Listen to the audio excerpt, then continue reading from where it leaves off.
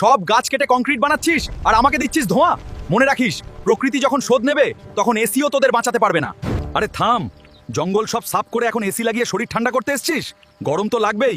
এই গোলমাল বন্ধ করো এবং এগুলো সরিয়ে নাও। শুধু বাইরের গাছ নয়, আমরা ঘরের ভেতরেও আছি। আমাদের গুরুত্ব দিস না তো? দেখ তবে আমাদের ক্ষমতা।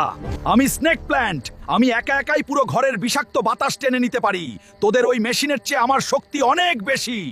শুধু দিনের বেলা নয়, আমি রাতেও অক্সিজেন দিই আর ঘরের বিষ শুষে নিয়ে এসির চেয়েও ঘর বেশি ঠান্ডা রাখি।